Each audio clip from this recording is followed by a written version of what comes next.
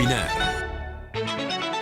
¿Qué tal? ¿Cómo están? Qué gusto que nos acompañen. Es lunes para opinar y como siempre tengo el gusto de compartir esta mesa de análisis y de debate con Eduardo Torreblanca Jax, colaborador de Mega Noticias TVC, analista financiero y económico, Juan Carlos Zúñiga de Mega Noticias allá en Sonora y bueno, por supuesto Raúl Frías Lucio, director editorial de Mega Noticias.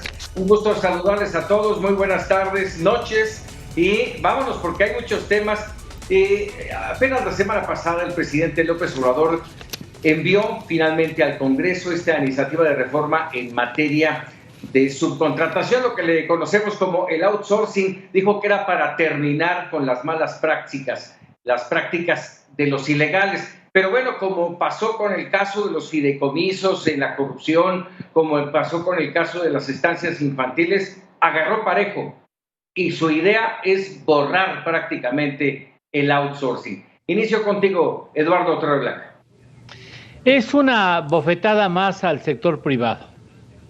Vale la pena, para quien no esté familiarizado con este asunto, que esta modalidad de subcontratación no lo inventaron los mexicanos, ¿no?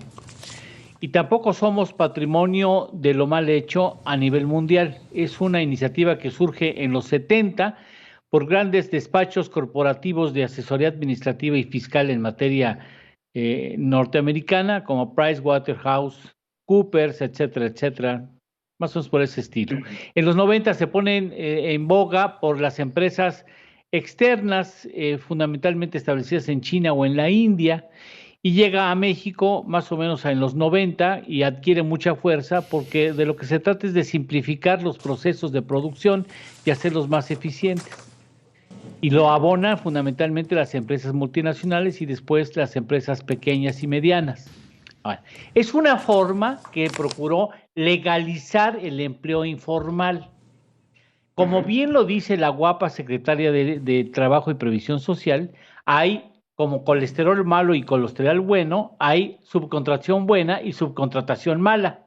Pero al presidente le gusta cuando hay algo que no entiende o que está de malo, mejor lo cancela. Eso equivale a decir que si usted tiene sobrepeso, se puede cortar las piernas y acaba con el problema.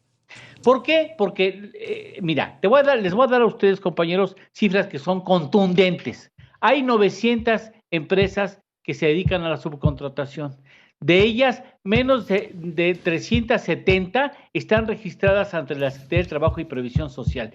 Menos de 90 están registradas ante el Instituto Mexicano del Seguro Social y menos de 40 cumplen todas sus obligaciones de ley. Bueno, el problema no es ese, sino el problema es que el gobierno, desde la administración anterior, sabe quiénes son, las tienen censadas, las tienen identificadas. Es más, en este gobierno ya se congeló las cuentas a más de 40 de ellas. Pero el gobierno lo que se hace más fácil es desaparecer una modalidad de contratación que formalice el empleo para evitar meterse en problemas. O sea, cada vez que no puede con algo para hacer cumplir la ley, como pasa en las casetas, como pasa en las vías del tren que tienen tomadas los maestros, lo que hace es cancelar, es como meter la cabeza, como le hacen las avestruces, dicen, a mí no me consta, no lo he visto, de que meten la cabeza y con eso pretenden que se acabó el problema que están enfrentando. Eso lo está haciendo el gobierno. ¿Y sabes qué va a ocasionar? Otra vez un problema de bofetada, porque ya habían hecho una actitud de un ejercicio de parlamento abierto en el año pasado en el Senado, se había llegado a una conclusión, se había comprometido el gobierno que no iba a tomar decisiones si no escuchara antes a la iniciativa privada y ahora manda a la Cámara de Diputados una iniciativa que seguramente va a ganar de manera aplastante, otra vez de espaldas a lo que la iniciativa privada nacional y extranjera está recomendando el gobierno. Es realmente lamentable, Paco. Y un problema que finalmente también va a conllevar posiblemente a mayor desempleo, a cierre de empresas, y bueno, por supuesto, esto no pinta bien, Juan Carlos. El outsourcing es el negocio de la precariedad laboral, Paco y colegas y compañeros. Yo creo que lo que quiere el presidente Andrés Manuel López Obrador y el gobierno federal es meter orden a un asunto que es muy grave en el país. El outsourcing se convirtió en un asunto de vicio por parte de los empresarios. En 2004 había 1.399.000 trabajadores en outsourcing. En 2019 van 4.685.000. La realidad es que quienes critican esta iniciativa para regular el outsourcing, porque no es desaparecer, es regular. Lo que desaparece es el insourcing. El insourcing es cuando la propia empresa crea otra empresa para mantener la nómina y evadir reparto de utilidades, evadir vacaciones, evadir prestaciones sociales, registrar con el mínimo a los trabajadores.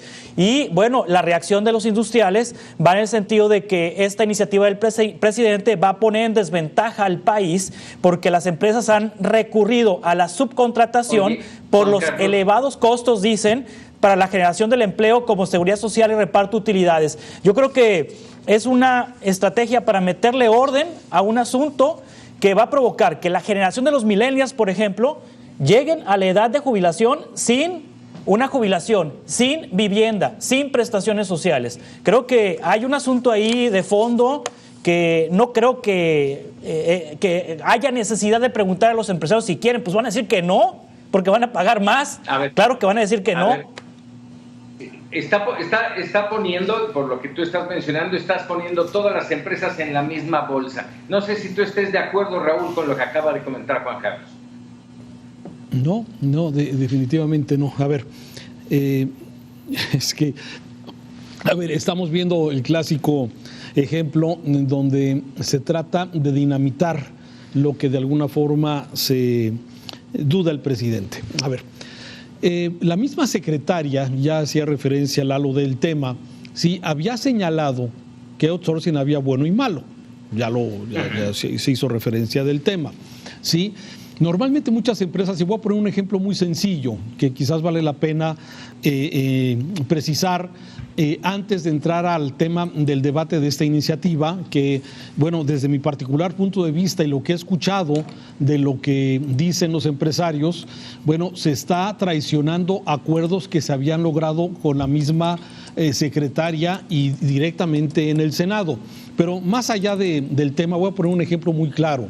Una empresa cualquiera, sí, que se dedica, por decirlo, a telecomunicaciones, subcontrata personas que puedan de alguna forma darle mantenimiento a su sistema de cómputo. Y se subcontrata una empresa que va a dar un servicio determinado, no precisamente para lo que Juan Carlos está diciendo, que es evadir impuestos, evadir la responsabilidad. Simplemente la especialidad de la empresa no es esa. ¿Sí? El sistema de limpieza de una empresa, que es uno de los más comunes que existen actualmente, ¿sí? Se contrata una empresa especializada para limpiar los vidrios del 10º, del 12 y del piso 20, que necesita personal especializado y no lo van a dar los ingenieros de la propia empresa. ¿Sí? O sea, ese es exactamente de lo que se está hablando. El gobierno me da la impresión que lo que ha venido haciendo es precisamente lo que ha hecho con fideicomisos, como ya mencionabas, lo que de alguna forma es, entre comillas, regularizar, como buen Juan Carlos está señalando, ¿sí? Pensando que esa va a ser la idea de esta iniciativa. Sin embargo, lo que hemos visto es que normalmente este tipo de iniciativas sí se contaminan y el presidente lo que desea es precisamente dinamitar algo que de alguna forma pues pueda haber bueno o malo. Si se trata de regularizar, bienvenido, me parece que ese sería el punto clave, regularizar para evitar esas empresas abusivas que seguramente las hay, sí, que para no crear derechos a sus trabajadores, para que no tengan vacaciones, para que no tengan antigüedad, de alguna forma utilizan el esquema. Hay que corregirlo. Si ese es el espíritu, bienvenido.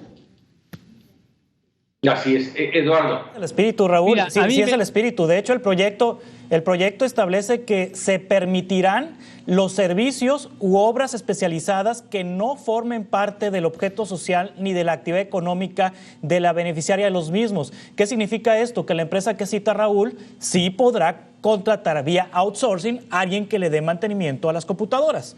Si la empresa produce computadoras o hace computadoras, pues no va a contratar a otra empresa para que le haga las computadoras, que es el vicio en que se ha caído en México, que las empresas contratan para el giro, o sea, una panadería contrata un outsourcing para hacer panes, pues eso es lo que está mal.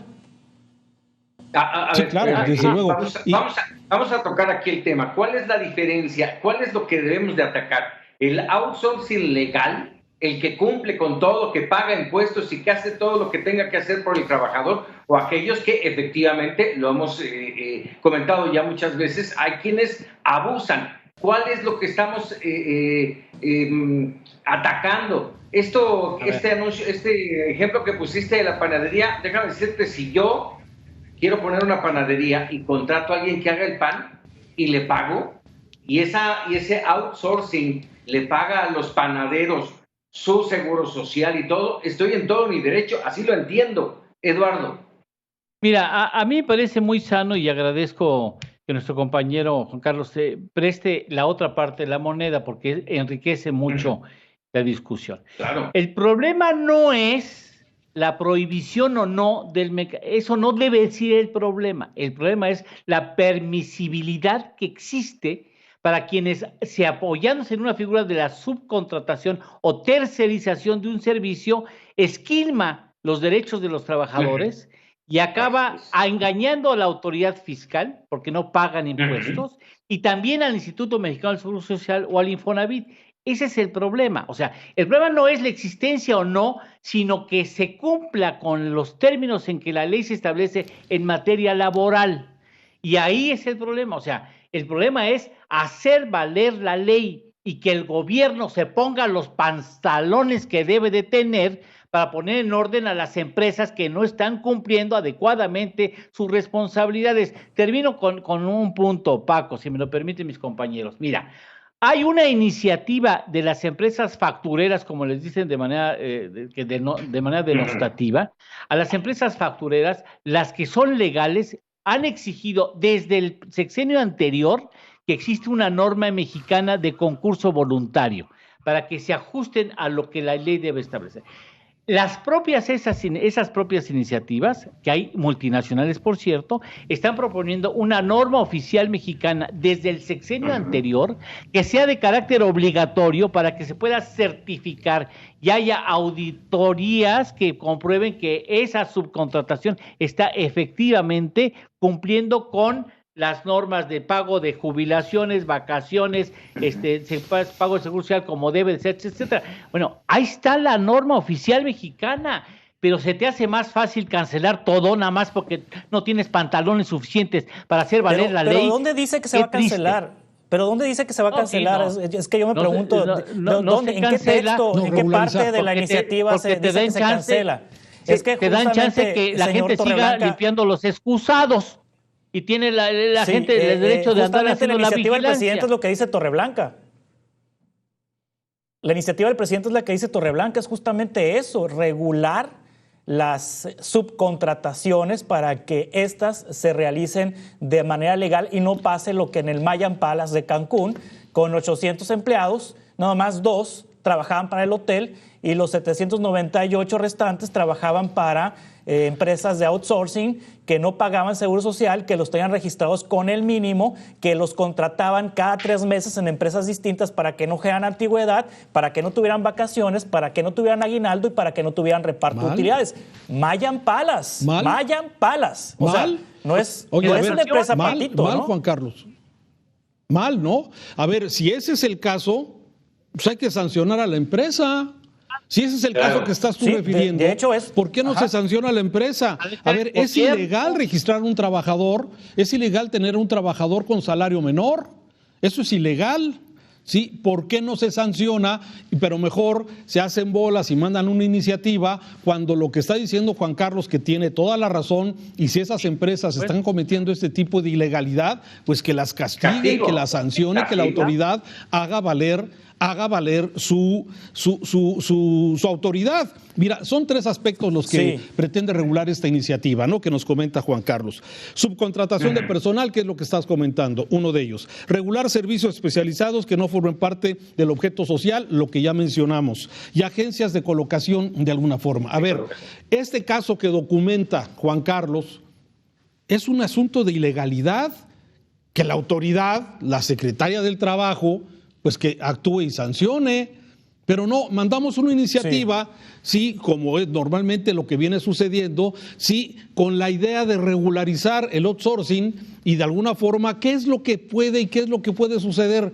Bueno, lo que va a suceder es que muchos se van a ir a la informalidad. No sé cuántos trabajos se generan a través del outsourcing, no sé si el dato lo tenga Lalo, pero según leía son más de 4 millones. Poco más de 4 millones y medio. Sí, a ver, si viene esta sobreregulación que de alguna forma pudiera contemplarse en esta iniciativa, que aunque insisto, se habla de regularizar, como bien dice Juan Carlos, estos 3 rubros que estoy mencionando. Sí, si se trata de regularizar y ya están regularizados o la ley ya lo prohíbe, ¿por qué no se sanciona? La autoridad tiene... A ver, todo el mundo sabe que los inspectores del Seguro Social son de los más enérgicos en la revisión del tema de salarios, ¿no? Sí, entonces, bueno, todo esto de alguna forma me parece que volvemos al mismo esquema, o sea, cuando se trata algo que no les gusta, no les parece, bueno, se manda esta iniciativa, hace ruido y puede generar, creo, de alguna forma, pues que se vaya a la informalidad. Y todavía los empresarios quieren que los empresarios quieren que vayan y le pregunten al señor dueño del Maya Palace, ¿está usted, señor, de acuerdo con que desaparezca el outsourcing? No. Pues claro que no le pregunten, que lo sancione. Pues, déjame decir, Paco, déjame decir a mis compañeros un asunto que es fundamental y que nadie lo trata. A ver, por ejemplo, ¿se va a permitir a los sindicatos hacer ejercicios de outsourcing? ¿Verdad? ¿Verdad? Pregúntale a Hernández Juárez, ¿cuál es su iniciativa? ¿Cuál es la iniciativa que tiene bajo la manga? Que sean los sindicatos los que puedan ejercer también factores de subcontratantes. A ver, ¿por qué no se dice eso? ¿Por qué no se dice que la iniciativa esta tiene como propósitos fundamentales un fondo recaudatorio? ¿Por qué no se dice eso? A ver, ¿por qué no se dice? Vamos a hablar derecho. ¿Cuántos sindicatos están metidos como empresas de subcontratación? ¿No le estamos abriendo la puerta al sindicalismo? No, bueno, el sindicalismo, algún sindicalismo ya está trabajando el outsourcing, y quiere ser sindicato y patrón al mismo tiempo. ¿Qué huele? Qué legal, ¿verdad? Bueno, y en el gobierno, en el mismo gobierno, sí, está documentado que se subcontrata a empresas de outsourcing para dar los servicios que muchas veces el gobierno no lo hace. ¿Sí? Permíteme, ahora, Raúl. Los que estén fuera de la ley, que los sancionen. Tienen las herramientas para sancionar.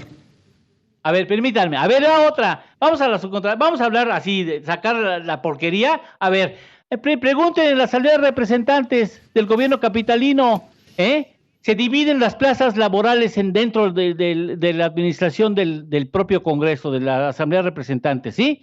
¿Sabes cuánto piden de moche los diputados?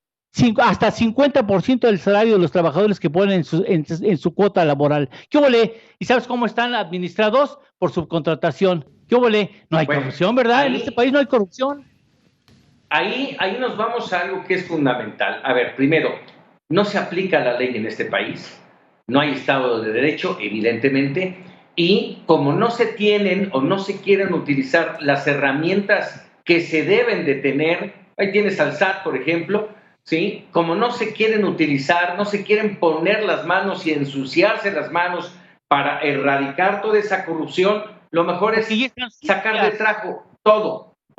Porque ya están sucias, porque están metidos en el mismo menjurje, porque son ellos mismos los que están en el ajo de la corrupción, en el gobierno capitalino, en el gobierno federal, en el Congreso de la Unión, en la Asamblea de Representantes, en los gobiernos de los estados.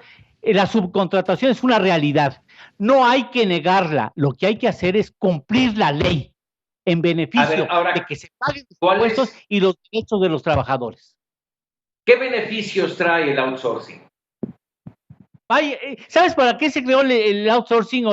En primera, hay que eliminar el término outsourcing porque no está reconocido en la ley. Se habla de subcontratación. Los artículos tercerización. 15A, B y C del artículo 123 Constitución. ¿Sabes para qué los inventaron? ¿Sí? Para formalizar el empleo.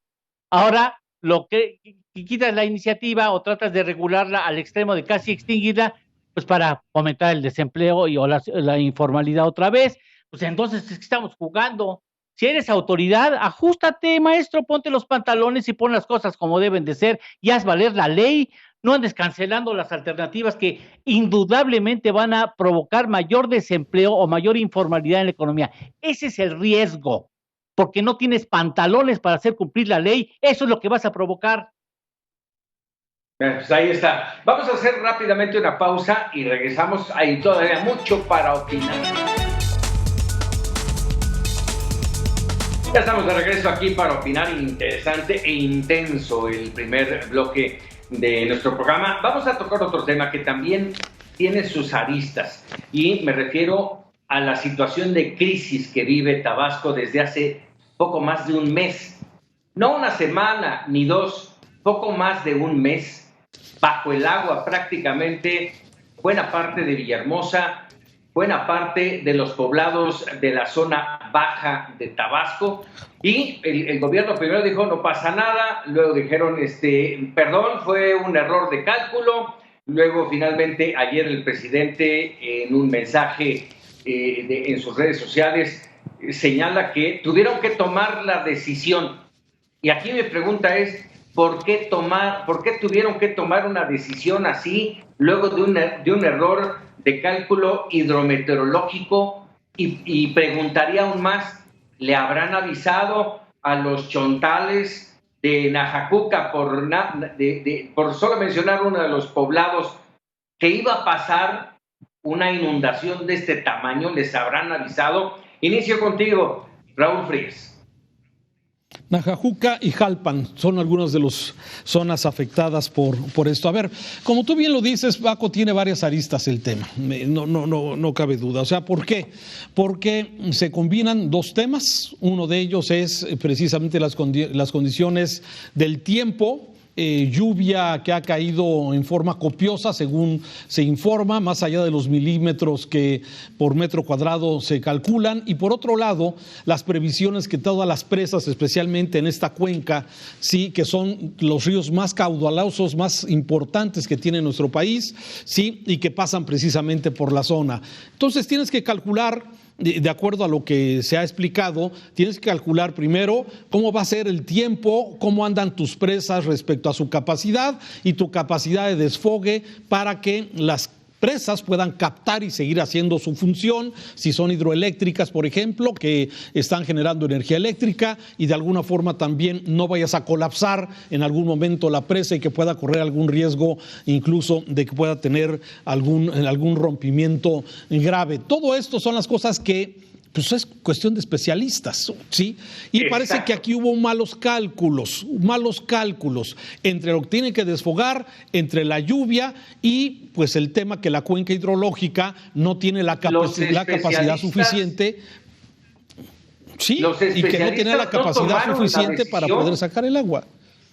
Bueno, es que aquí parece que hay muchos especialistas en el tema. Seguramente, y esa es deducción mía, los de la Comisión Federal de Electricidad tenían sus propios números, sus propias cuentas. Los de la Comisión Nacional del Agua tenían su propia cuenta.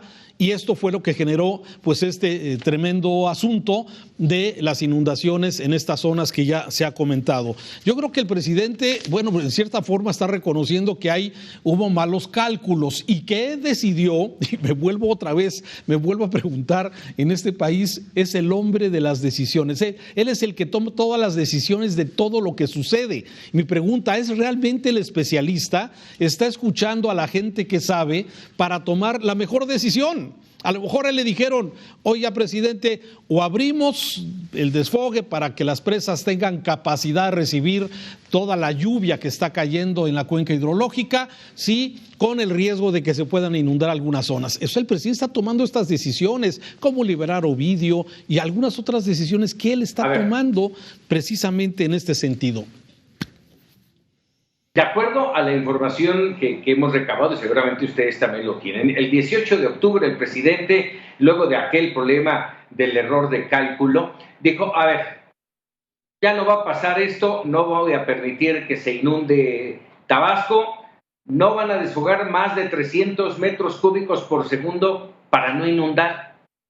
Y parece ser que así lo hicieron, pero llegó el momento en que ya el vaso de la presa era tal la cantidad de agua que tuvieron que soltar, no 300, 2.500 metros cúbicos de agua por segundo, lo cual generó evidentemente esta inundación. La inundación. Entonces, ¿quién toma la decisión? Debe de ser los expertos, los científicos, Juan Carlos.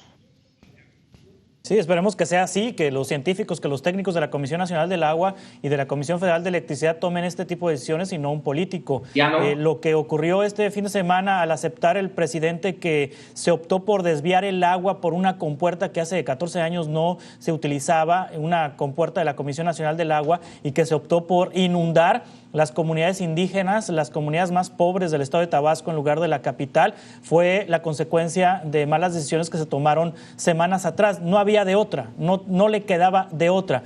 Para mí este asunto de Tabasco nos deja por lo menos dos lecciones.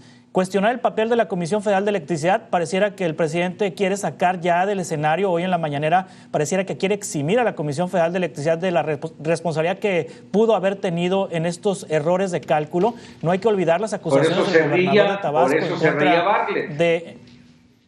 Sí, exactamente. Burlesco Bartlett, como siempre, ¿no? Burlándose de todo mundo. Bartlett fue prácticamente nuevamente exonerado por el presidente. Y lo otro que me parece... justicia poética, puede ser, justicia poética, pues una vez que desaparecieron los fideicomisos y los fondos, pues al desaparecer el Fonden, la primera tragedia natural, el primer desastre natural ocurre en la tierra del presidente. Entonces, también esta situación está poniendo a prueba si los mecanismos que sustituirán al Fonden están funcionando o no, porque desaparece el Fonden y lo primero que pasa es en Tabasco que se requieren los recursos de este fondo. Dice el presidente, ahora ya estamos ayudando a toda esa gente. ¿De qué manera le regresas a toda esa gente sus pertenencias, su tranquilidad? ¿De qué manera? ¿Con qué dinero, Eduardo Torreblanca? Mira, el asunto es muy delicado y muy grave, tomando en cuenta que es la natal del presidente, que sabe cómo llueve en Tabasco, digo, si se acuerda.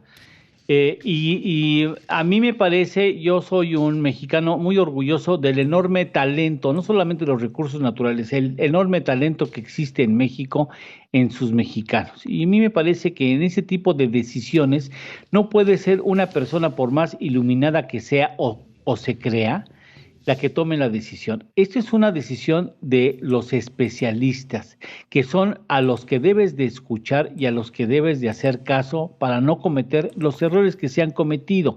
Y paradójico el que se estrene la ausencia de un fondo para atención de los desastres precisamente en la natal del presidente. A mí se me hace profundamente irresponsable en terrenos históricos el hecho de que se cancele un fondo que atiende desastres naturales que ahora serán, por obvias razones del sobrecalentamiento global y el extremo de lluvias, de sequías y de lluvias, el hecho que se hagan ese tipo de decisiones cuando tenemos que aprovisionar más. O sea, ¿cómo se parece en algunas ocasiones el presidente de la República con Donald Trump? Toman decisiones que verdaderamente son equivocadas en terrenos históricos. Y bueno, ¿sabes qué haces? Yo no quiero que el presidente sepa de todo, ni que tome las decisiones de todo. Maestro, pues para eso eres presidente. A ver, tráeme a los 10 tipos más versados sobre este asunto. Ya de haber así, no 10, son de haber 100. Y que aquí discutan, yo escucho y yo digo por dónde va la pelota. Pero lo que no podemos hacer es permitir que a la gente pobre se le vaya lo poco que tiene en patrimonio y que las cosas queden más inciertas de lo que estaban antes de que empezara a llover. No es posible. No, y además con una situación en la que pareciera que quienes estaban en este momento, el plan de N3, trabajando todos los soldados, pero sin una dirección, sin saber cómo verdaderamente desfogar el agua hacia el mar, ¿sí? Con los ríos, el Usumacinta, con el Samaria, todos arriba de sus niveles, cómo desfogar toda esa cantidad de agua, casas prácticamente en 2 metros, su primer piso totalmente anegado, todas las pertenencias de esa gente, y dices, bueno, ¿y dónde está la autoridad?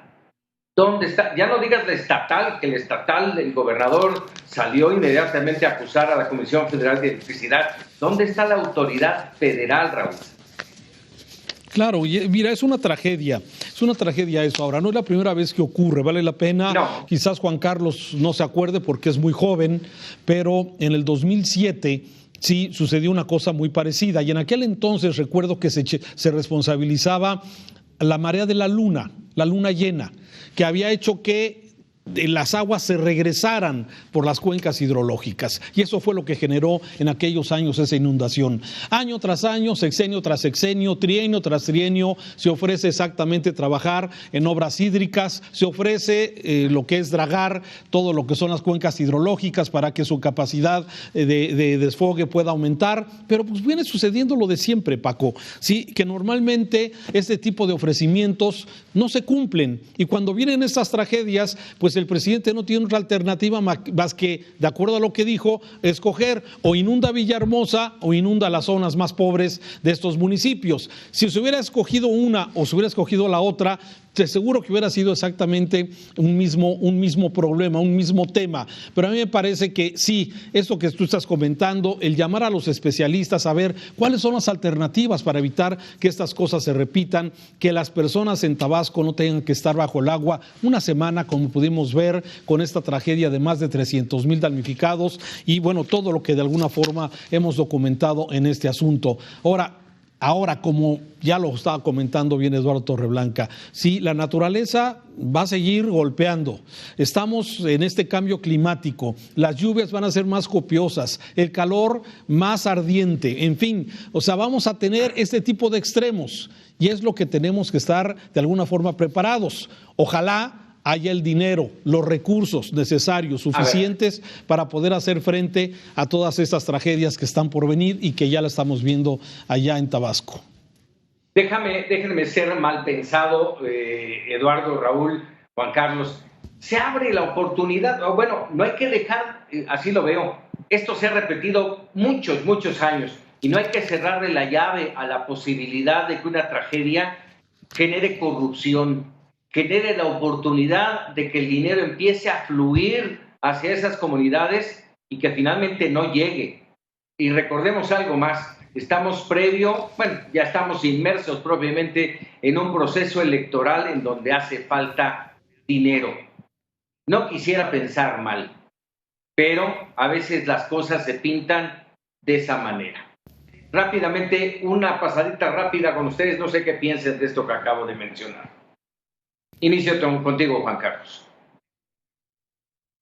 Híjole, sería lamentable que fuera esa la circunstancia, la situación por la cual se haya dejado de tomar una decisión técnica, una decisión sustentada en datos científicos para desfogar estas presas, para evitar estas inundaciones. Sería muy lamentable, pero bueno, la experiencia nos ha enseñado aquí en México que en tragedias de este tipo, el dinero que fluye para rescatar a estas poblaciones se esfuma y no llega a los beneficiarios. Esperemos que no sea así. Ojalá que quienes deben hacer contrapeso en este país pues pongan especial atención. Hoy me llamó mucho la atención la columna Templo Mayor de Reforma, donde se pregunta dónde están los de Frena, dónde están los de Sí por México, dónde está la Coparmex, que dice que el gobierno no sirve para nada, pues que deberían estar ahí en Tabasco ahorita, ¿no? O sea, haciendo contrapeso y vigilando precisamente esta situación, esta circunstancia. Así es, Eduardo.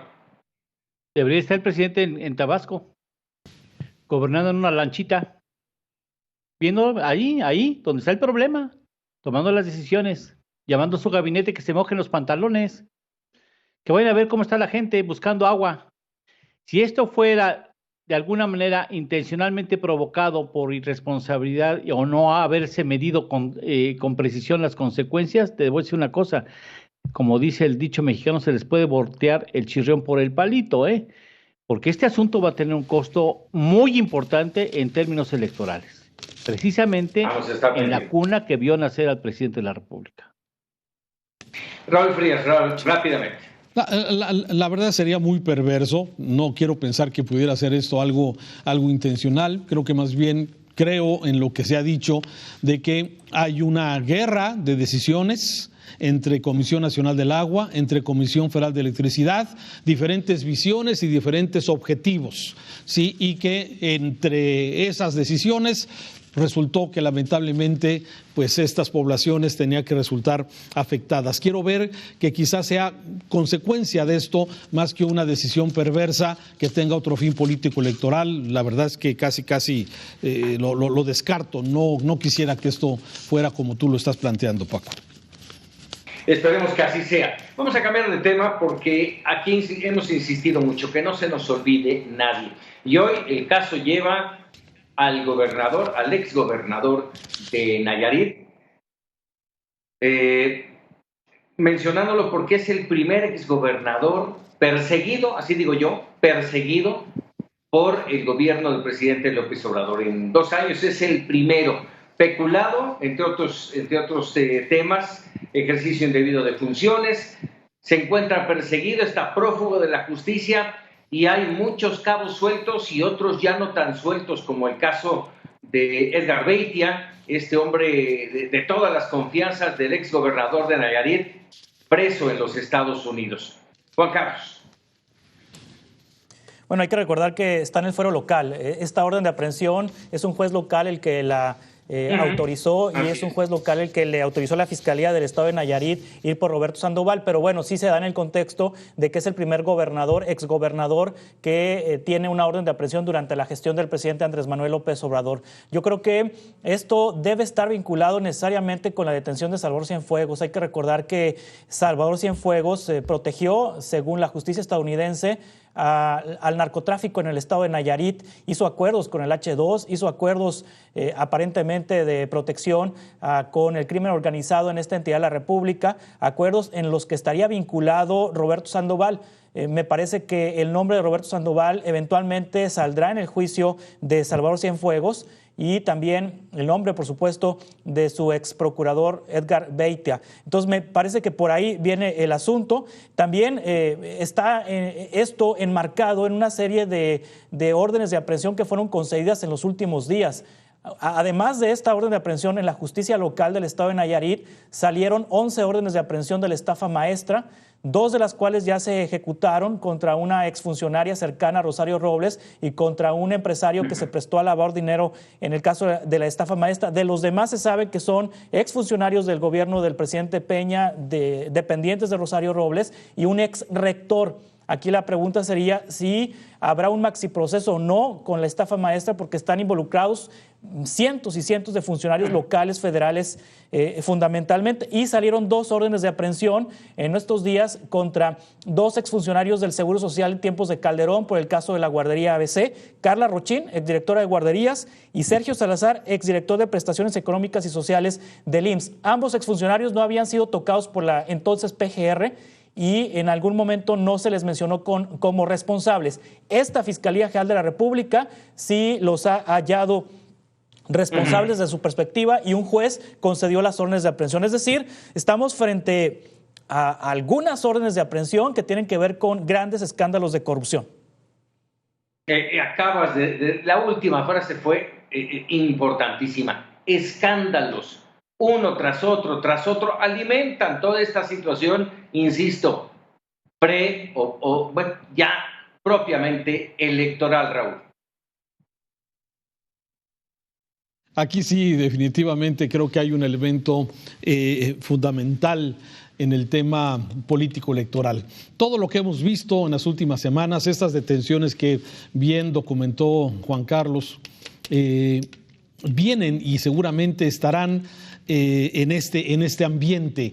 Incluso las nuevas declaraciones, el involucramiento incluso de acusación contra Enrique Peña Nieto por traición a la patria.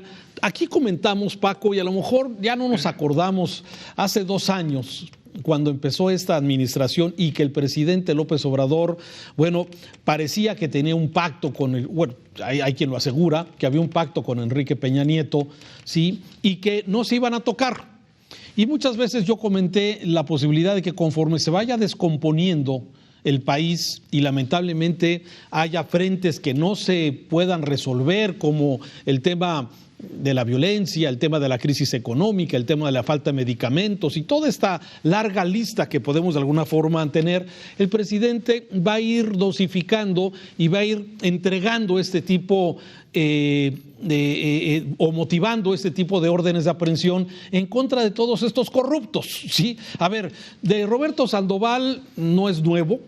Roberto Sandoval formaba parte de esa gavilla de exgobernadores que pues estaban involucrados desde Borges, Duarte I, Duarte II y todo este grupo de personajes, ¿sí? Lo que estás comentando de su fiscal, un fiscal que fíjate lo que son las cosas, el señor Beitia, sí, pacificó el estado de Nayarit. Sí, no había homicidios, no había robos, no había asaltos. Sí, todo estaba controlado. Sí, pero todo a consecuencia de esto, lógicamente, de un control, de una narcopaz que había de alguna forma, por lo que ahora podemos saber. Sin embargo, bueno, Roberto Sandoval la había librado, el gobernador de Nayarit, y se decía que estaba en Guadalajara, que estaba en Monterrey, que de alguna forma sus bienes han sido confiscados y luego desconfiscados, ¿sí? O sea, era una rebatinga con este asunto, ¿sí? Otra vez están confiscados, tienen su sello de clausura y de que fueron confiscados, pero sin embargo, bueno, me parece que estamos viendo otra vez esta parte, las detenciones de Sedatu, de Sedesol, estos personajes, me parece que es oportuno a 6 meses que estamos de la jornada electoral, volver a sacar este tema y reforzar el discurso muy debilitado del presidente de un combate a la corrupción de arriba para abajo. Me parece que vamos a seguir viendo esto, estas órdenes de aprehensión creo que entran en ese término. No quiero decir que no sean corruptos. No quiero decir eso. No quiero decir que algunos de ellos estén involucrados como se ha documentado. De hecho, Mexicanos contra la Corrupción, en este reportaje amplísimo de la estafa maestra, que por cierto el presidente pues está denostando permanentemente a esta organización que ha hecho esas investigaciones que han dado fruto a esto que estamos de alguna forma comentando como la estafa maestra. Así es, lo ha alimentado de alguna manera. Y ahora, el tema es, tienen ubicado al exgobernador, dicen que está en Nayarit, que estuvo en Guadalajara, que estuvo en Nuevo León en los últimos días, lo tienen ubicado. Y evidentemente esa y las otras aprehensiones irán cayendo en el momento oportuno, cuando sea necesario detonar de nuevo los temas y el escándalo, Eduardo. Pues sí, qué triste. Mira, te lo puedo decir como ciudadano, a mí me da una profunda vergüenza estar en un país que tiene tal nivel de corrupción y donde la narcopolítica avanzó tanto a los extremos de dominar los espacios ejecutivos de gobiernos de los estados o de despachos de secretarías de Estado en el país del gobierno federal, ¿no? Que yo supongo que no tardaremos mucho en empezar a tener ese tipo de sorpresas. Y sí, está administrando la salida, el desasolve de la corrupción el actual presidente. Yo nomás te digo, como psicólogo, te lo afirmo, que eso le pega al ánimo social, eso le pega al ánimo ciudadano. Cuando te lo puedo decir, como estudioso de la economía, van a encarecerse las escobas y los recogedores, porque hay mucha porquería que hay que levantar.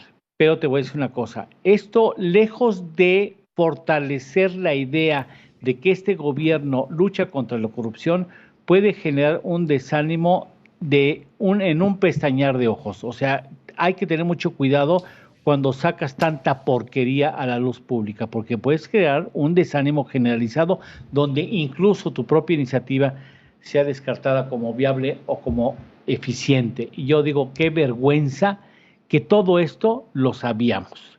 Sabíamos perfectamente dónde estaba Emilio Lozoya. Por cierto, si alguien sabe dónde está Emilio Lozoya, que nos avise, por favor, para mandar un ramo de flores, porque pues hasta la fecha en su casa sigue de invitado. En segunda, sí, por favor, que nos digan en serio cómo están las cosas, porque esto está del cocol. O sea, esto está muy difícil de sacudir la gobernanza y tratar de retomar el camino hacia un futuro que todos ansiamos como próspero para nuestros hijos y nuestros nietos. Yo no veo por dónde, honestamente lo digo como ciudadano. Es nada más sacudir un poquito el avispero y dejar salir un poco de presión. Vamos a hacer una pausa y regresamos para el cierre de Para Opinar. Vámonos rápidamente con el último bloque de Para Opinar. Dos temas internacionales importantes sin duda, creo yo, por su entorno en todo el continente. El primero de ellos voy a tocar es el tema de Perú, que hoy, 8 días exactamente después de que inició su peor crisis política de los últimos años, crisis que llevó a revueltas, a estallidos de violencia, a manifestaciones, a que cayera el presidente, luego el presidente interino, y que hoy tienen un nuevo presidente interino también, por supuesto, hasta 2021, en la persona de Francisco Sagasti, el congresista del Partido Morado. Eso por el lado de Perú. Por el lado de los Estados Unidos, a ver, ahí les va. Dice Trump, ganó Biden. Sí, ya lo reconoció, ganó Biden, porque las elecciones estaban amañadas. Hasta ahí me quedo, espero sus comentarios. Inicio contigo, Raúl. Gracias. A ver, del tema de Perú, me parece... Es increíble lo que puede venir sucediendo cuando hay actos de corrupción. Sí, el caso de Perú hay que recordar que el presidente Martín Vizcarra, sí, es identificado como miembro del Club de la Construcción, un hombre que recibió supuestamente gratificaciones, mochadas, sobornos, sí, de las constructoras más importantes de Perú para realizar obra pública. ¿Le suena conocido el tema? Bueno, pues es lo que pasó precisamente con Martín Vizcarra. De ahí, bueno, lo destituyen luego de una denuncia ante la Fiscalía Anticorrupción de Perú. Nombran como ya mencionabas, a Merino, nombran también antes al actual, que es Francisco Sagasti, que es el que acaba de ser nombrado, y lo desconocen, en fin. Aquí lo que me parece en este asunto, Paco, en el tema de Perú, que nuevamente el tema de la corrupción, así como fue Odebrecht en su momento y que tiró muchos presidentes, gobiernos que fueron sobornados, incluyendo Lozoya, como ha quedado mostrado en las declaraciones que ha hecho el exdirector de Pemex. Sí, bueno, la corrupción sigue estando presente en muchos de los países latinoamericanos que tienen esquemas de fiscalías anticorrupción débiles o sistemas anticorrupción débiles. Lamentablemente, lo que estamos viendo en Perú es este debate que se da en el Congreso entre los que acusan de corrupción, que participó en gratificaciones, en sobornos, ¿sí? Y luego el pleito político entre un país, un Congreso, que está sumamente dividido entre los que defienden a uno y defienden a otro. En fin, una situación que hay que estarla siguiendo, puede ser o lejano o muy cercano a lo que nosotros podamos tener. Sí, no nos olvidemos de Alberto Fujimori, y no nos olvidemos de Alan García. No, y todos. Sí. Entonces, sí, claro, no es nuevo. No. Terrible. Vamos rápidamente, Juan Carlos. Hay que subrayar que a Vizcarra no se le comprobó ningún acto de corrupción, no se le ha comprobado corrupción a Vizcarra se le señaló, pero no se le probó y se hizo un conflicto político en su contra. Vizcarra llegó a la presidencia porque era vicepresidente de Pedro Pablo Kuczynski, que también fue destituido del cargo. Entra Vizcarra y se le hace toda esta fama de corrupto y de que había recibido moches, pero al no tener legisladores en el Parlamento de Perú, pues pierde la votación. Lo destituyen, porque en Perú es más fácil correr a un presidente que correr a un alcalde. Para correr al alcalde de Perú, al presidente, al municipio de Perú, de la capital, se necesitan 1 millón de firmas de ciudadanos. Para correr a un presidente se necesitan 87 votos del Congreso. Al grado de que estuvo tan irregular el proceso contra Vizcarra que hay hoy legisladores que votaron por destituirlo, que ya están arrepentidos, que dijeron que se equivocaron, que no era como ellos habían creído. Llega Merino, se hace un conflicto en el país y pues lo tumban, van 4 presidentes. Es preocupante pues también los extremos. Creo que, ojalá México no vaya a llegar algún día a una situación en donde sea fácil tumbar presidentes por una presión, digamos que mediática, propagandística de opositores. Claro. Rápidamente, Lalo, un comentario breve sobre Trump. Terminó aparentemente la época del populismo de derecha en la Unión Americana. Tendremos a una persona pensante que, entre otras cosas, va a poner en regla la relación con su principal vecino y socio comercial. Dice él, solo ganó a ojos de los medios de noticias falsas. Así sentencia, sigue su pleito y así acabará, seguramente. ¿Dónde hemos oído eso? Muy bien, rápidamente vámonos con los memerables.